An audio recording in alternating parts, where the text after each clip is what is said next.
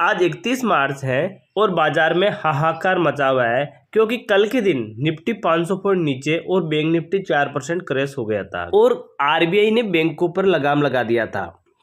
लेकिन क्या आपने गौर किया है, इस तबाही के बीच पावर सेक्टर सीना तान कर खड़ा हुआ है क्योंकि कच्चा तेल जो क्रूड ऑयल और एलपीजी की किल्लत ने बिजली बनाने वाली कंपनियों को किंग बना दिया। आज हम बात करेंगे उन 3 सरकारी पावर स्टॉक की जिन्हें 20,000 करोड़ के महा ऑर्डर मिले हैं। सीधा डेटा देखिए तो पावर सेक्टर क्यों है सुपर हॉट, ये बात समझते हैं। सबसे पहले तो दुनिया भर में क्रूड ऑयल कच्चा तेल महंगा हो रहा है और घरों में इस्तेमाल होने वाला एलपीजी सिलेंडर मिलना भी मुश्किल होता जा रहा है। इसका सीधा असर क्या हुआ, लोग अब क्या है कि गैस और पेट्रोल से तौबा करने जैसे कि बिजली इलेक्ट्रॉनिक की तरफ भाग रहे हैं क्योंकि गैस पेट्रोलिंग मिलना अभी मुश्किल हो रहा है तो इलेक्ट्रॉनिक की ओर भाग रहे हैं। और घरों में अब गैस चूल्हों की जगह इलेक्ट्रॉनिक इंडेक्स भी आ गए हैं और सड़कों पर इलेक्ट्रॉनिक गाड़ियां जैसे ईवी की बाढ़ आ गई है। जितनी ज़्यादा गाड़ियां और इंडेक्स उतनी ही ज़्यादा बिजली की खपत होगी, यानी इन कंपनियों की दुकानें 24 घंटे खुलेगी क्योंकि इनकी डिमांड बढ़ गई है। और आपको पता है साथ में अभी गर्मी का मौसम आ रहा है तो गर्मी में तो वैसे ही पावर सेक्टर की काफ़ी डिमांड रहती है, तो अभी ये भी एक कारण हो गया है। और ऊपर से ईवी का भी मतलब बढ़ रहा है क्योंकि पेट्रोल डीजल की समस्याएं आ रही है, लोगों को महंगा हो रहा है तो लोग भी लॉस में रह रहे हैं।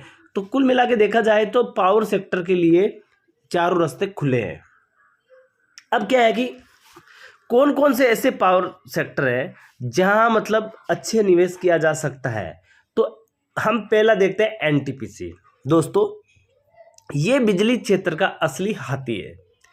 इन्हें हाल ही में राजस्थान गुजरात के रिन्यूएबल प्रोजेक्ट के लिए 15,000 करोड़ रुपए से भी ज़्यादा नए टेंडर्स प्रोजेक्ट को मंजूरी मिली है। इनका लक्ष्य है कि 2032 तक 60 गीगावाट ग्रीन एनर्जी का है। ये अब सिर्फ कोयला कंपनी ही नहीं बल्कि भारत की सबसे बड़ी ग्रीन एनर्जी कंपनी बनने की राह पर है।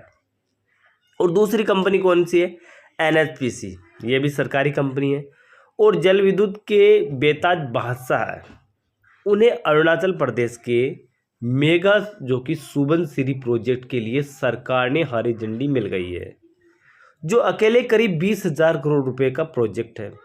सरकार ऑर्डर्स इनके पास इतने हैं कि आने वाले कई सालों तक इनकी कमाई पक्की है।